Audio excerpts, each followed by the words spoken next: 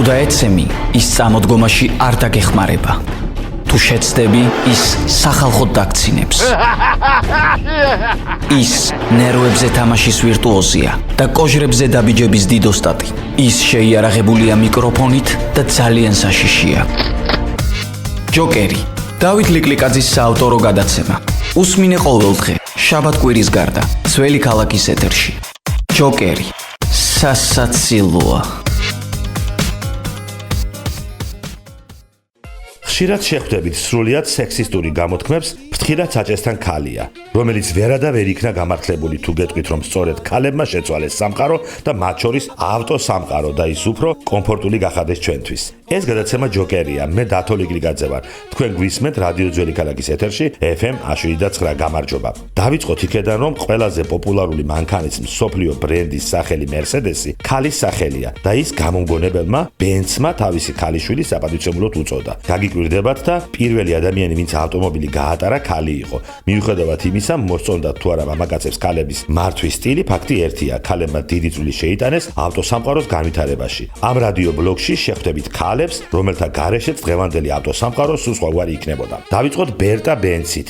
ის კარლ ბენცის მეუღლე გახდათ. თავიდანვე სამუხრუჭე ხუნდების ხის იყო, რომელიც ხშირად ფუჭდებოდა. სწორედ ბერტამ გამოიგონა ტყავის მუხრუჭები, რომელიც შემდეგ მაშინდელმა მსოფლიომ საავტომობილო ინდუსტრიაში როგორც იტყნიან, ამოისუნთქა. მარგარეტ უილკოქსი ინჟინერი ქალი იყო. 1993 წელს მან გამათბობელი დააპატენტა, როცა გამოიგონა სისტემა, რომელიც ძრავის გამოყოფილ სითბოს ავტომობილის სალონში უშვებდა. მისმა გამოგონებამ დღევანდელ გამათბობლებს დაუდო სათავე. მერი ანდერსონი და შარლოტ ბრიჯერდი საქარე მინის საწმედების არსებობას სწორედ ამ ორ ქალბატონს უნდა ვუმადლოდეთ. მერიმ საქარე მინის პირველი საწმედები გამოიგონა, რომლებიც ავტომობილის სალონიდან მექანიკურად იმართებოდა. 1917 წელს კი შარლოტამ ეს სისტემა განავითარა.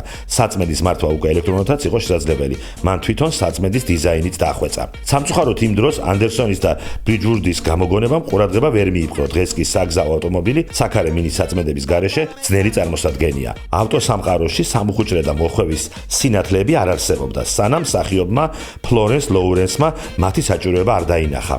1913 წელს ლოურენსმა ეგრეთ წოდებული პავაროტნიკი გამოიგონა, რომელიც ელექტრო ღილაკების მეშვეობით მოქმედებდა. ჯუნ მაკოლმა მან საგზაო მონიშნველი გამოიგონა, სწორედ მისი გადაწყვეტილებით მოხდა პირველად ქუჩების დახაზვა თეთრი ზოლებით. ინჟინერსა და მეცნიერ კეთრინ ბლოჯეტს უნდა ვუმადლოდეთ შუშების არსებობას, რომლებიც არ ირეკლავს. ქიმიკოსმა სტეფანი უოლკმა სინთეთიკური ბოჭკო კევლარი აღმოაჩინა. მისმა აღმოჩენმა ბევრი ადამიანის სიცოცხლე გადაარჩინა. მან ტყვია გაუნტა ქამრებს და ჯავშანს დაუდო სათავე.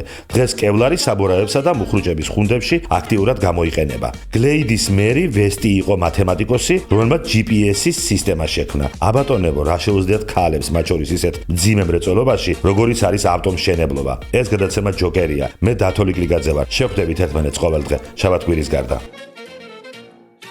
თუ დაეცემი, ის წამოდგომაში არ დაგეხმარება. თუ შეცდები, ის სახალხოდ დაგცინებს. ის ნერვებზე თამაშის ვირტუოზია და კოჟრებზე დაბიჯების დიდოსტატი. ის შეიარაღებულია მიკროფონით და ძალიან საშიშია. ჯოკერი, დავით ლიკლიკაძის საავტორო გადაცემა. უსმინე ყოველდღე, შაბათ-კვირის გარდა, ძველი ქალაქის ეთერში. ჯოკერი, სასაცილოა.